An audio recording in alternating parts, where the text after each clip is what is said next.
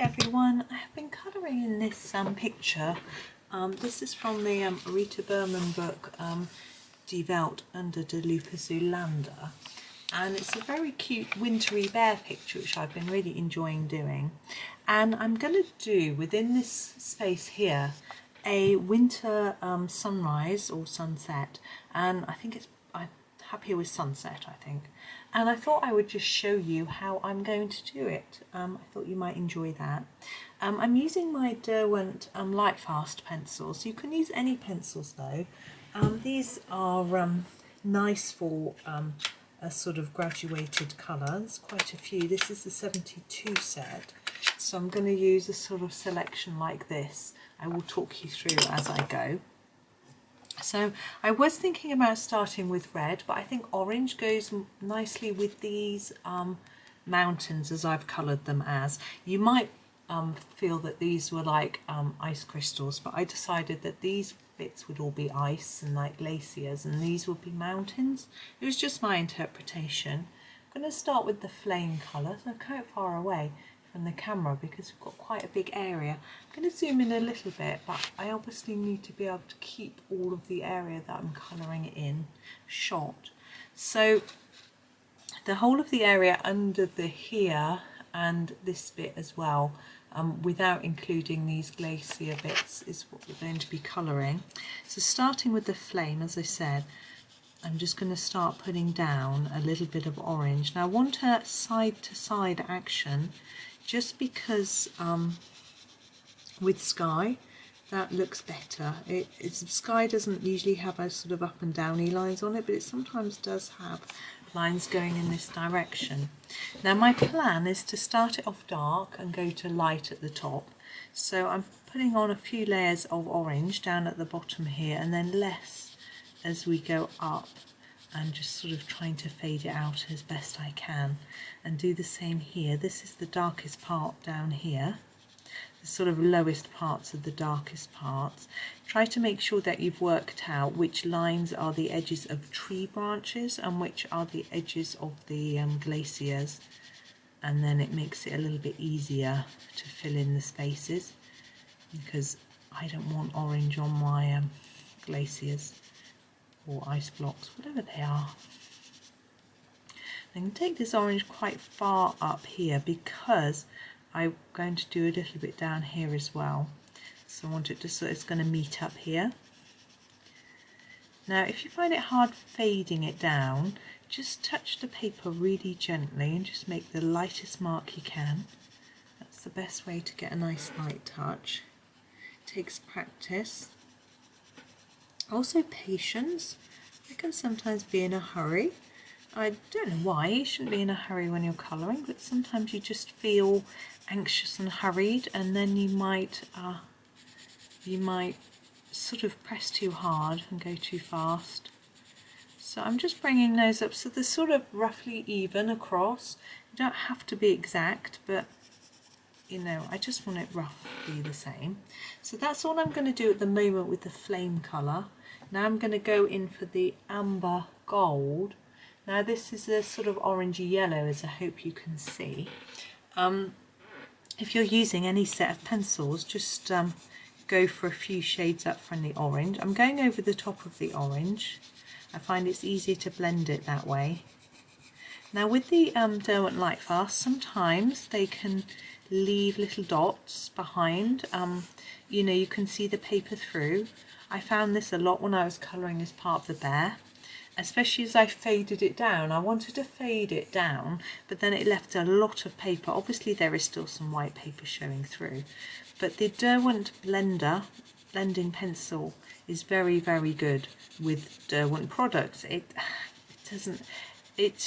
should be, and that shouldn't be a surprise to anyone, but oddly it was to me, and that's because I got my Derwent blender to use with my Prismacolors and my Ergosoft, because I don't think there is a Faber-Castell blender. I'm not aware of one. And Staedtler does one now, but they didn't, it's quite recent, they haven't done one before. And so I had a Derwent one, which seemed to be the only one that people talked about really. And so I was quite astounded at how much better it was blending Derwent Lightfast compared with polychromos is still good, but when it blends these, it's just like magic. It's really amazing. So I guess it just shows that it was obviously formulated to work with their own branded products, which absolutely makes complete sense. Now you can see I'm doing the same as I did with the orange. I'm just trying to put a lighter amount as we go up. Don't worry too much because we're going to go over it with the next yellow, and you can always go back over with another layer. This paper takes quite a few layers. I'm going to use the mustard now. Now this is a 72 set. I can't remember if there's a 120 set, and if there is, you might have a few more colours, but of course you might not be using this brand anyway, so it's quite good to have a few colours. You can see how that's really warming. I really like that. It's warming up our winter sky. Now we're colouring right over the top of the trees and the branches just because it would be very fiddly not to, and it's very hard to get a really even colour if you try not to do that. So we're colouring right over. If you feel they look too faded when you've finished, you can always go over them with some pen, with a black fine liner or something if you've got a steady hand. I'm actually looking at it thinking I was expecting to have to go over it, but to me it actually stands out really well still, because I obviously want the black to stand out. I want you to see the wintry trees. I think it's all part of the picture. I like them. I was actually out this morning and looking at the wintry trees against the sky. I was thinking about this picture. The sky didn't look like this. It wasn't late morning, but the sun had risen well by then, and actually it was quite an interesting sky. There was a line of grey cloud which sort of ended like this, and then there was the sun was popping up there with a really bright bit, and then the rest was lighter cloud. And I sort of thought, wow, if I had a camera I could take that and then try and colour it. But actually when I looked at it, I thought, you know what, no one would actually believe that it was real. It would look like I'd made it up because it was just such a strange looking sky. But it was good fun enjoying it. Sometimes I think it's better in a way not having a camera, because you're not always looking at everything through the lens. You actually look at it yourself and enjoy it for what it is in the time that you've got. Okay, my last yellow is called Sun Yellow, which is rather appropriate, I think. Now I'm going to go over everything again. I'm going to try and keep this side by side movement. Sometimes it's easier to turn your book a little bit. I'm going to have to turn myself instead because you don't want my book turned round on its side. I think it's nicer for you to enjoy. Now you may find here, I don't know if you can see, I've got a few darker stripes in my lighter yellow. And I don't mind that. I think that looks quite realistic. I think if you look at a sunny sky, it sometimes does have a few stripes of other colours in. So you can leave those in and get away with it, which is nice. I'm going to have to do that one in that direction to sort of fit my pencil in the space. Another tip with Derwent, I do find that they break quite easily, the pencils, sadly. These in particular, I had one particular colour which broke loads, and I actually wrote to the manufacturer, this is the best thing to do. If your pencil breaks a lot, get straight in touch with the manufacturer because they can be so helpful with their tips and advice. What Derwent said was, I said to them, basically, my pencil keeps breaking, I haven't dropped it on the floor, I don't know why it's behaving like this, can you help? Can you recommend a sharpener? You know, what can you do? And they actually came back to me and said, you know, we're really sorry you're struggling with your pencil. Here is a, would you like to choose a sharpener of our brand off our website, and we'll send it to you, which was amazing. I mean, I don't know whether they would do that for everybody, but the customer service I thought was brilliant. It does mean I still may have to quick buy a replacement green for the one that kept breaking, but I've got a sharpener now, and it wasn't a sharpener like this, you know, it was this baby. He is worth about £20. so a lot more than one pencil.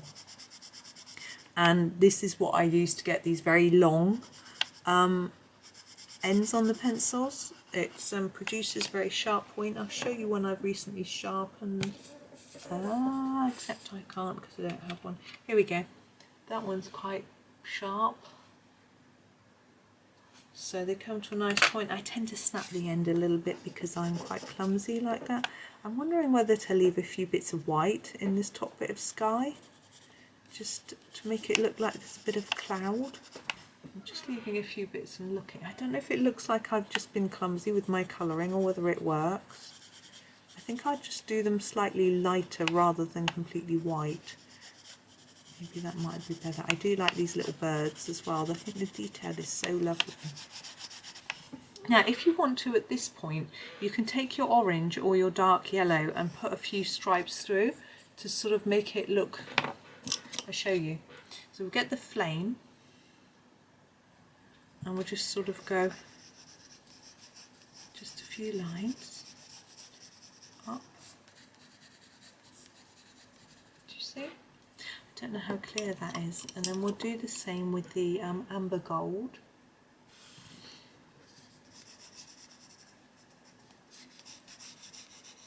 So you actually put some lines in there. I think I'm going to leave it at that though. So there is our wintry sunset. I can't remember what I decided on in the end. So as I say, there's some white patches in here which I'm going to leave for now. I may decide that I want to go over them later, and I might go over them in, actually, this is what I'll do. I use the champagne, which is a cream, and I might just go over them in that, just so that they're not white, but they aren't so bright. I think that's what I'll do. It might end up just blending the darker colour into the spaces anyway.